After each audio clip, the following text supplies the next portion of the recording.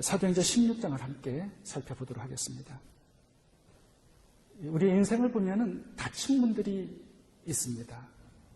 직장과 사업터, 경제적인 문제가 닫혀진 경우가 있고요. 또 사역의 문도 닫혀져서 사역으로 나아갈 수 없는 그런 닫혀진 문에 거하는 그런 인생들이 있습니다. 오늘 본문에는 어떻게 하면 이 닫혀진 문들을 열고 복된 미래로 나아가는지 그 비결에 대해서 교훈을 주고 있습니다. 사실 사도 바울도 신라와 함께 이제 마게도냐로 유럽으로 넘어가서 복음의 문을 열고 교회들을 개척해 나아가야 되는데 문이 닫혀버린 겁니다. 감옥에 갇혀버렸습니다. 언제 죽을지 모릅니다. 이러한 상황 속에서 하나님께서 그 닫힌 문을 여시고 복된 미래로 나아가게 하셔서 전 유럽에 교회를 개척하여서 복음을 전하게 하십니다. 사도 바울과 신라의 이야기를 오늘 본문에서 보면 어떻게 하나님께서 닫힌 문을 여시고 복된 미래로 나아가게 하시는지 그 비결을 우리가 공부할 수 있습니다. 하나님께서는 세 가지를 쓰셔서 그 일을 하시는데 우리 인생에도 세 가지의 하나님께서 쓰시는 요소들이 있어야 됩니다. 그 첫 번째가 믿음입니다. 이 사도행전 16장 첫 부분을 보시면 성령께서 사도 바울과 신라가 아시아로 복음을 전하러 가는 그 길을 막으십니다. 바울과 신라에게 유럽으로 가서 복음을 전하라고 명령을 하십니다. 그래서 사도 바울이 선교 여행의 방향을 유럽으로 털어버립니다. 그 첫 번째 도시가 빌립보였습니다. 이 빌립보에서 이제 복음을 전하기 시작하는데 잡혀가지고 매 맞고 39대의 매를 맞습니다. 쇠사슬에 묶여서 깊은 감옥에 던져졌습니다. 언제 사형 선고가 내릴지 몰라요. 여러분, 이런 상황이 오면 대부분 원망불평하게 됩니다. 왜냐하면 하나님의 말씀에 순종해서 걸어갔던 길이었는데 막힌 겁니다. 아니, 하나님 아시아로 가려고 하는 거 길 막다가 유럽으로 가라 해서 갔는데 왜 이렇게 매를 맞고 왜 감옥에 들어가고 쇠사슬에 묶여야 됩니까? 누구나 다 원망불평할 수 있는 상황입니다. 근데 사도 바울과 신라는 기도하고 찬미하고 감사하고 예배를 드렸다라는 거예요. 그 감옥 안에서. 다시 말하면 믿음이 흔들리지 않았다라는 겁니다. 보통 순종하면 기대하는 게 뭡니까? 복 받는 거예요. 하나님의 말씀에 순종해서 이렇게 안식일 지키고 11조 하고 교회 봉사하고 전도하고 선교하는데 돌아오는 보상이 매 맞고 감옥에 갇히고 쇠사슬에 묶인다면 누가 원망불평하지 않겠습니까? 그럼에도 불구하고 사도 바울과 신라는 이 상황을 감사로 기도로 찬양으로 예배로 받았다라는 거예요. 믿음이 흔들리지 않아야 된다라는 것입니다. 여러분, 믿음이 좋아야 하나님께서 그 믿음을 사용하셔서 닫힌 문을 여시고 복된 미래로 나아가게 하시는 겁니다. 이 감옥문을 여시는 분이 하나님이시잖아요. 하나님과 관계가 안 좋으면 어떻게 문이 열리겠습니까? 이스라엘 백성들은 홍해가 가로막히면 원망불평합니다. 먹을 게 조금 부족하고 물이 없으면 원망불평합니다. 원망불평 그 자체가 문을 닫아버리는 거예요. 젖과 꿀이 흐르는 가나안 땅을 밟지 못합니다. 육적인 문제는 영적으로 풀어야 돼요. 감사하고 기도하고 찬양하고 예배하는 겁니다. 하나님 관계가 좋아야 복된 미래로 나아갈 수 있다라는 교훈을 주고 계시는 거예요. 사도 바울이 신라가 원망불평할 수밖에 없는 상황 또 하나는 이게 이웃을 돕다가 주어진 고난이었습니다. 귀신 들린 여종을 치유해주고 자유케 해줬어요. 그 대가로 돌아오는 것이 뭐냐면 감옥에 갇힌 겁니다. 매 맞고. 아니, 이웃을 섬기고 도와주면 기대하는 게 뭡니까? 복 받는 거예요. 우리 복 받는 거 너무 좋아하지 않습니까? 말씀 순종하고 이웃 섬기는 거 복 받는 길입니다. 근데 돌아오는 그 결과가 복과 형통이 아닐 수 있다는 겁니다. 그때도 믿음을 지키고 하나님 관계가 좋아야 된다는 거예요. 그래야 하나님께서 닫힌 문을 여시고 복된 미래로 나아가게 하시는 은혜를 주신다라는 거죠.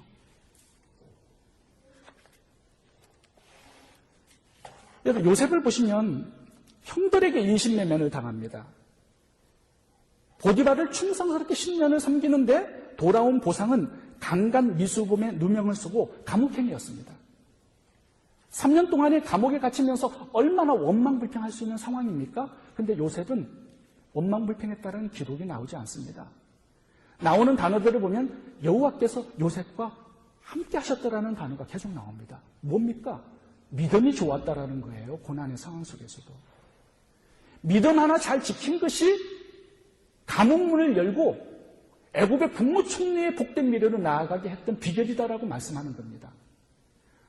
어떤 고난이 와도 하나님을 향한 믿음은 흔들리지 않아야 됩니다. 이것을 지키는 것이 성공이에요. 조금만 불편한 상황이 와도, 고난이 와도 그냥 하나님께 원망불평하고 섭섭한 감정을 품고 하나님께 덩을 돌리는 그런 사람들은요, 닫혀진 문이 열리지 않습니다. 그 자체가, 마음 자체가 닫혀진 상황이에요. 이걸 풀어야 됩니다. 다윗도 보시면 10년 넘게 사울왕으로부터 고난을 당해서 도망자로 살았습니다. 모든 사람들에게 외면을 당하고 버림을 당했습니다. 이해할 수 없는 고난이었습니다. 근데 그 10년 넘는 고난의 세월 동안에 승리한 것이 바로 믿음입니다. 하나님을 향한 믿음이 흔들리지 않고 더욱더 성장합니다. 대부분의 시편을 써가지고 나와요. 새벽을 깨우는 사람이 되었고 말씀을 주야로 묵상하는 사람이 되었고 예배하는 사람으로 성장해서 나오는 겁니다. 그러니까 전 이스라엘을 하나님께서 맡겨주셔도 넉넉하게 사명을 감당하는 사람이 된 것이죠. 여러분, 닫힌 문이 있어요? 이해할 수 없는 고난을 당하는 분들이 있습니까? 영적으로 문제를 푸시기 바랍니다. 하나님을 믿는 믿음이 흔들리지 않기를 바랍니다. 그럼에도 불구하고 하나님을 사랑하고, 그럼에도 불구하고 하나님을 따르고, 그럼에도 불구하고 기도하고 찬양하고 감사하고 예배할 수 있는 이 신앙, 이 믿음, 이것이 닫힌 문을 열고 복된 미래로 나아가게 하는 비결이 되는 것입니다. 두 번째, 복된 미래로 나아가는 비결은 만남에 있습니다. 하나님께서 새로운 일을 행하실 때 새로운 만남을 주십니다. 그래서 어떤 사람들을 만날 때 그 만남을 소중히 여기고 잘 가꾸어 나가셔야 합니다. 그 속에 닫힌 문을 여는 비결이 들어있습니다. 오늘 사도행전 16장은 굉장히 중요한 장입니다. 왜냐하면 여기서 빌립보 교회가 개척이 돼요. 이 빌립보 교회가 개척이 됨으로 말미암아 사도 바울이 유럽 선교회 교도부를 여기서 마련합니다. 그리고 전 유럽이 복음화돼요. 그 다음에 이 복음이 어디로 가느냐? 미국 땅으로 와요. 미국 땅에서 복음이 한국으로 와요. 한국에서 아시아로 넘어가게 됩니다. 그러니까 이 사도행전 16장이 그 출발점을 보여주고 있는데 누구를 제일 먼저 만납니까? 유럽 선교회 빌립보 지역에서 루디아 비단 장사를 만납니다. 첫 번째로 회심자를 만나는데 침례를 받고 교인이 되었습니다. 부자예요. 비단 장사였기 때문에. 그런데 이 여인을 만나는 것이 빌립보 교회가 개척된 것이 아닙니다. 또 한 사람의 여인을 만나야 되는데 그 여인이 칼자루를 쥐고 있습니다. 유럽 선교회 칼자루를 쥐고 있어요. 빌립보 교회의 개척에 칼자루를 쥐고 있는 여인입니다. 누굽니까? 귀신 들린 여인입니다. 이 여인을 사도 바울이 만남으로 인해서 감옥에 들어가고 감옥에서 간수장을 예수님께 만납니다. 그 집안 사람들이 다 침례를 받고 교회가 거기서 개척됩니다. 루디아 비단 장사를 통해서 그게 된 게 아니에요. 그러니까 빌립보 교회가 개척되고 유럽에 복음화되는 데 있어서 이 귀신 들린 이 소녀가 그 키를 가지고 있는 여인이었습니다. 사도 바울이 여기 보면 수일 동안 괴로움을 당합니다. 근데 치료해 주지 않아요. 왜 그러냐면 복음 전파가 핵심이었기 때문에 그렇습니다. 귀신 쫓는 이 사역이 핵심이 아니었다라는 거예요. 그래서 복음만 전했습니다. 근데 복음만 전하는데 반대 세력들이 많이 생기고 복음만 전했는데 빌립보 교회가 개척이 되지 않았어요. 하나님은 이 귀신 들린 여인을 섬겨주기를 원하셨던 것입니다. 이 만남에 섬김이 들어갔을 때 하나님이 역사하기 시작하세요. 다시 말하면 루디와 같은 내가 도움을 얻을 수 있는 사람을 통해서는 문이 열리지 않습니다. 나의 도움이 필요한 그 사람을 만나서 그 연약함을 섬겨줄 때 여기서 하나님께서 문을 여시는 거예요. 그래서 우리들에게 연약한 사람들을 붙여주시는 겁니다. 귀신 같은 사람들도 붙여주세요. 병든 사람, 줄인 자, 나그네, 갇힌 자, 이 나의 도움이 필요한 사람들을 붙여주시는 겁니다. 왜요? 나의 닫힌 문을 여시기 위해서 그런 거예요. 하나님의 닫혀진 복음의 문을 여시기 위해서 연약한 사람들을 붙여주시는 겁니다. 그 사람들을 부담스럽게 여기지 않아야 합니다. 나의 축복으로 여기셔야 돼요.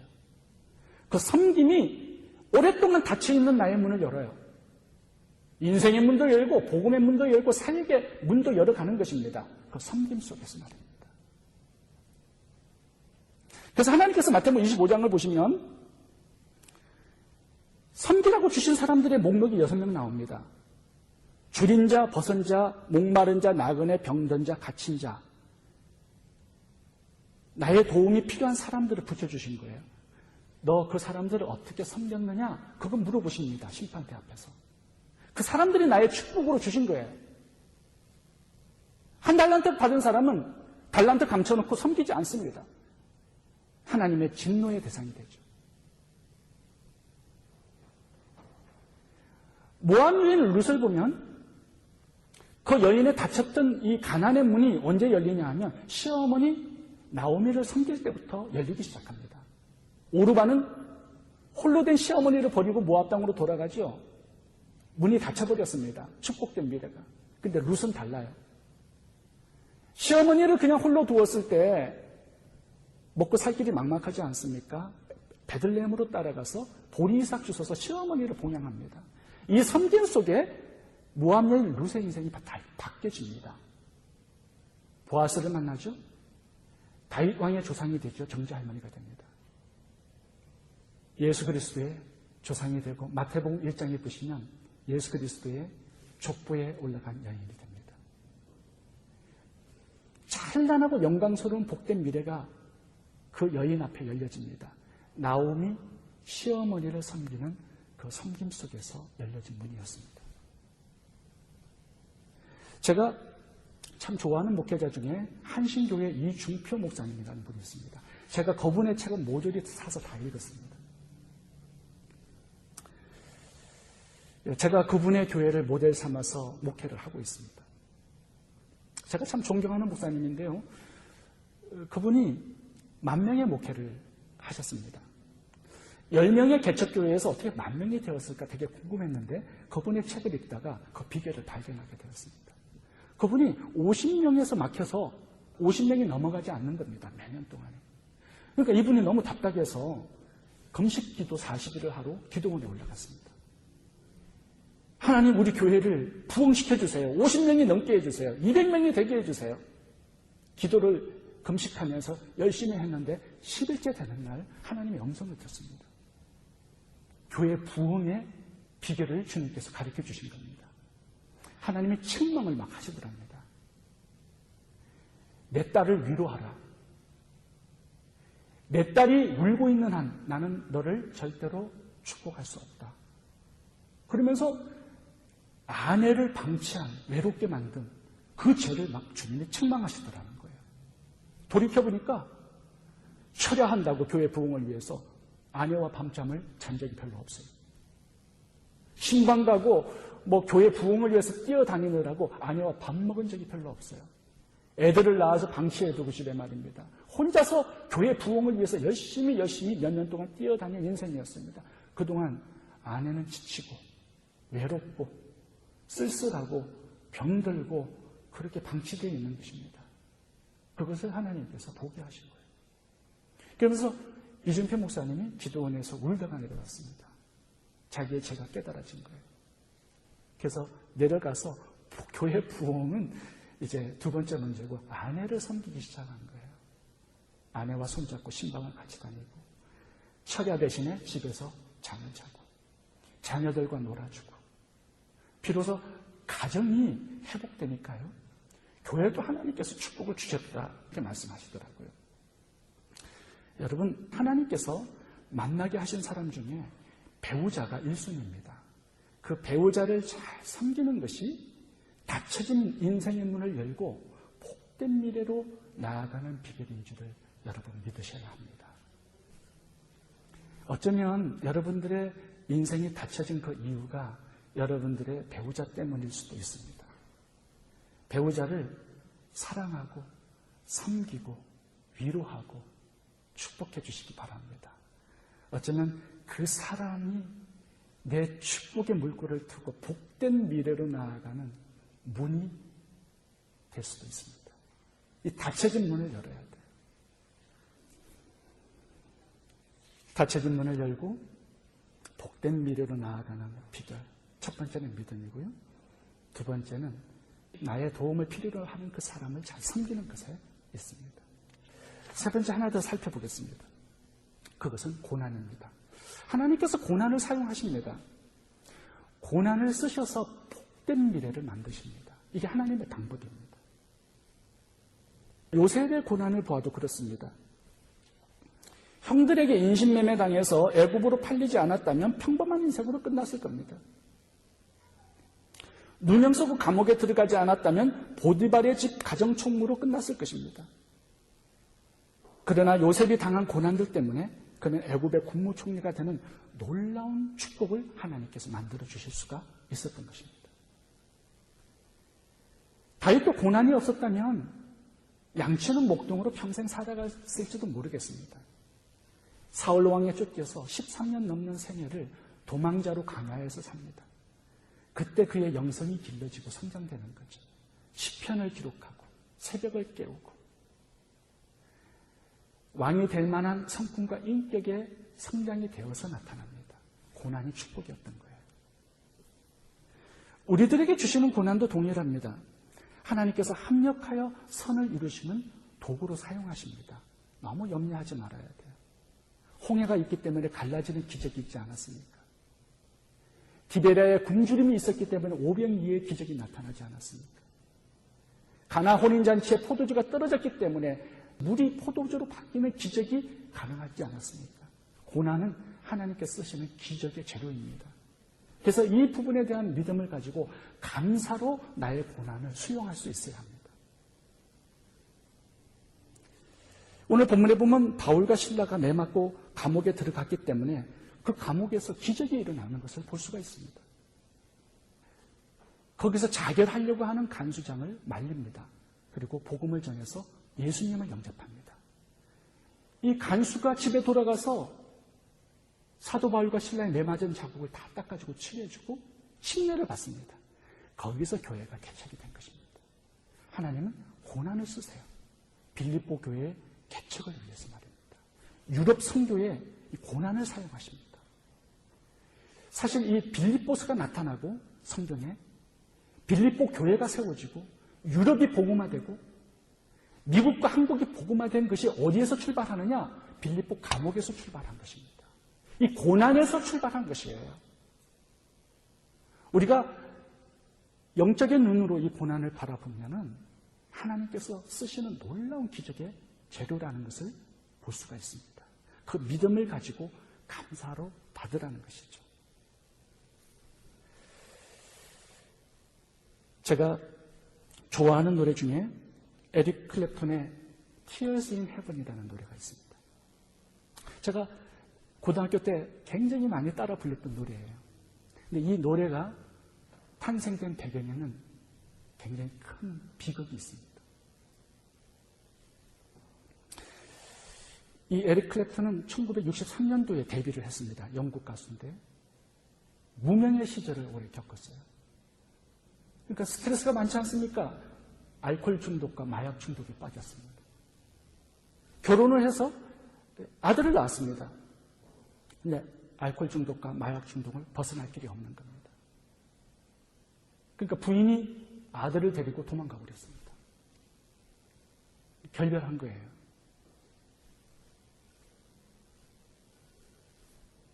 스스로 재활훈련소를 찾아가서 알코올 중독과 마약 중독을 치료받습니다. 그리고 아들과 아내가 살고 있는 뉴욕 맨하탄의 53층 아파트로 찾아갑니다. 그 아들은 아빠가 얼마나 보고 싶었겠습니까? 4살짜리 아이인데. 아들을 사모하는 마음으로 아파트를 도착했는데 5분 전에 아파트 베란다에서 놀다가 53층 꼭대기에서 떨어져서 죽는 추락사를 당합니다. 이 에릭 클랩턴은 외아들 하나밖에 없는데 큰 충격에 쓰러졌습니다. 5분 전에 아들이 아빠를 기다리면서 써놓은 작은 손편지를 하나 발견합니다. Daddy, I love you. 이 단어를 써놓고 죽은 거예요. 어느 날 그 편지를 이렇게 펴보는데 아들이 남긴 마지막 편지잖아요. 답장을 써야겠다. 천국에 있는 아들을 위해서. 그 답장을 써가지고 노래를 만든 것이 Tears in Heaven이라는 곡이 될 것입니다.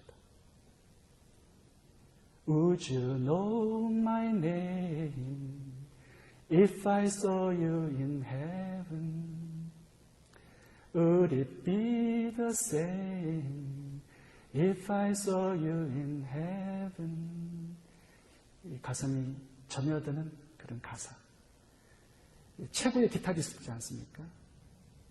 정말 탁월한 기타 연주. 그러면서 이 곡이 만들어진 다음에 20 밀리언, 2천만 장이 팔려나갔습니다. 그리고 에릭 클립턴이 세계적인 가수가 되어버렸습니다. 그 배경에는 아들의 죽음이 있었던 거예요. 이 세상에서도 하나님은 고난을 쓰셔서 축복된 미래를 빚으십니다. 핏값 주고 사신 하나님의 자녀된 우리들을 하나님이 왜 신경 쓰지 않으시겠습니까? 반드시 우리의 고난은 어떤 목적이 있기 때문에 그래요. 더 크고 위대한 어떤 계획이 있기 때문에 그렇단 말입니다. 축복된 미래 때문에 그렇다라는 거죠. 그래서 이것을 미리 앞당겨서 감사로 받으라는 거예요. 수용하고. 고난을 감사로 받는 그 믿음을 하나님께서는 쓰시는 것입니다.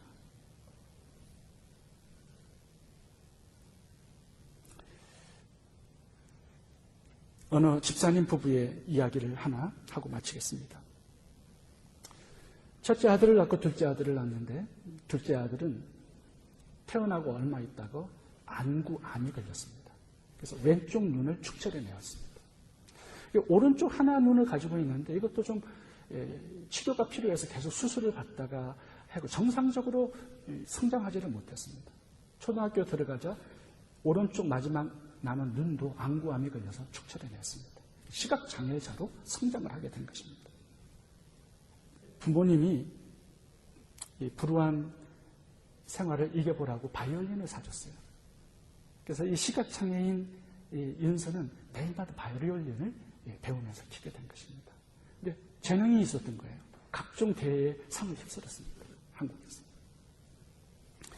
그래서 첫 번째 이 바이올린 리사이트를, 콘서트를 열게 된 것입니다. 성공적으로 마치고 후원금을 자기와 똑같은 암이 걸린 소아암 환자들을 치료하고 재활훈련을 하는데 이 돈을 후원금으로 사용을 했어요. 지금도 계속 연주회를 하면서 모금된 모금 앱으로 소아암 환자들을 치료하는데 사용하고 있습니다. 그러면서 그의 아버지는 지체장애자 복지관을 섬기는 사역을 하게 되었습니다. 그리고 그 어머니는 윤소와 함께 이 시각장애자들을 위해서 책을 전자로 발행해내는 그런 사역을 하게 되었습니다.